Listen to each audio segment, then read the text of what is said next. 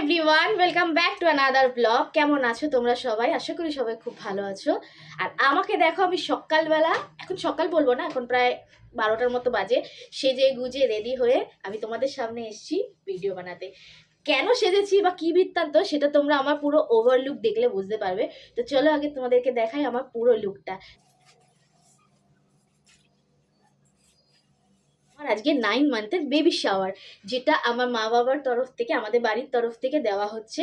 তো এই বেবি শাওয়ারেরই আয়োজনের জন্য তোমাদের কাছে আমি এসেছি ভিডিও নিয়ে। আর এই যে সাজগোজ দেখতে পাচ্ছ, সেটা এই বেবি শাওয়ারের জন্য।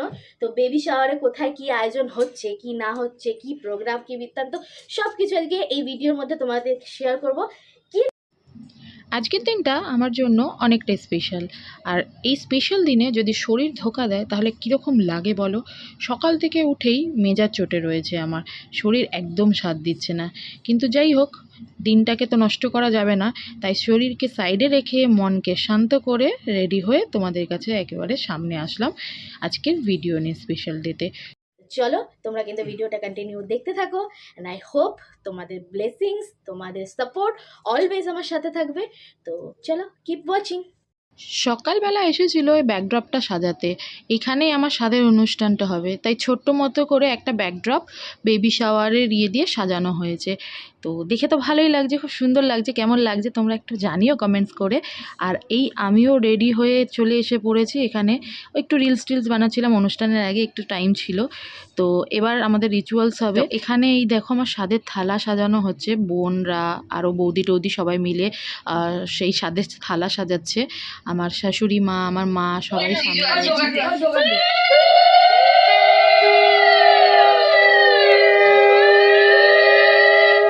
আমার মা সবার ফার্স্টে আমাকে আশীর্বাদ করলো, মায়ের আশীর্বাদ দিয়েই আজকের অনুষ্ঠানটা শুরু হয়েছে। আর এই যে গোল চোকারটা, যেটা আমাকে স্বাদের জন্য বাড়ি থেকে গিফট করা হয়েছিল, সেটা পরিয়ে দিল। আর এরপরে একে একে সবাই আমাকে আশীর্বাদ করে।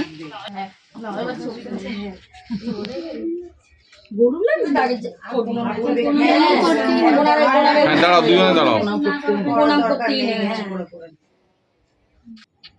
আমি একটু মাম্মি পাপার সাথে ফটো তুলে নিলাম। আর এরপরে একে একে সবাই আশীর্বাদ করলো। জেঠিমা, কাকিমা, দিদি, পিসি, আরও যারা যারা সবাই ছিল একে একে করে সবাই আশীর্বাদ করলো। আর তার সাথে গিফটও দিচ্ছিল। গিফট পেতে তো ভালোই লাগছিল, কিন্তু সবথেকে বড় কথা না, এই আশীর্বাদগুলোই সবথেকে বেশি দামি আজকের জন্য আমার কাছে। কারণ এই আশীর্বাদগুলো ছিল আমার হবু সন্তানের মঙ্গল কামনায়। আর একজন হবু মা হিসাবে এর থেকে বড় চাওয়া আর কি থাকতে পারে। শীতের মাস থাকলেও আমি ধরধর করে ঘামছিলাম, এত গরম লাগছিল আমার।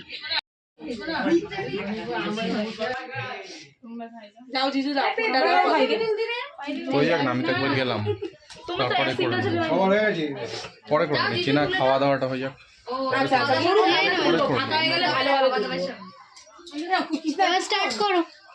দেখো, এটা আমার স্বাদের মেনু। এত রকমের খাবার, ফল, মিষ্টি, 9 রকমের ভাজা, ডাল, শুক্তো, তরকারি দিয়ে সব কিছু। আর আমাদের না নিয়ম হচ্ছে, প্রথমে শুক্তো দিয়ে ভাত মেখে ওই প্রথম গালটা ওই বাচ্চা কেউ একজন খাইয়ে দেবে। তো ওইটাই আমি ভাতটা মাখছি। তো ওই আমার দাদার ছেলে সাইডে দাঁড়িয়ে রয়েছে, দেখো, ওই আমাকে খাইয়ে দেবে। তা আমি আবার ইয়ার্কি মেরে ওকে জিজ্ঞাসা করছি, কিরে হাত ধুয়ে এসছিস? তো দেখো হেসে দিয়েছে। তো ওই দেখো প্রথম ও আমাকে খাইয়ে দেবে। তো একটু লজ্জা পাচ্ছিল, ছোট বাচ্চা।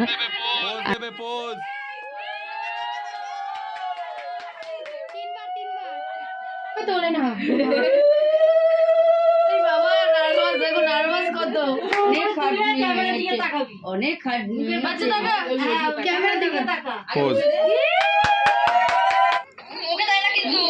ফাইনালি দেখো আমি এখানে খাচ্ছি।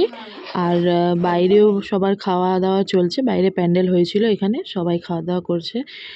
আমার খাওয়া হয়ে যাওয়ার পরে আমি একটুখানি এসছি এখানে দেখতে যে সবাই ঠিকঠাক করে খাচ্ছে কি না, এগুলোই দেখছিলাম।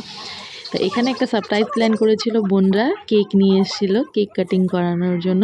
তো এটাও আমার খুব ভালো লেগেছে।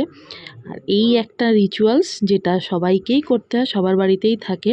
তো সমস্ত রিচুয়ালস কমপ্লিট হয়ে গেছে আর এটা লাস্ট ব্যাচ, ঘরের লোকজন খালি খেতে বসেছে। তা আমি এসছি একটু মোবাইল নিয়ে ভিডিও বানাতে, তো সবাই দেখে আমাকে যেন হাসছে। তা আমিও ইয়ার্কি মারছি ওদের সাথে যে কেউ লজ্জা করে খাবেন না কিন্তু।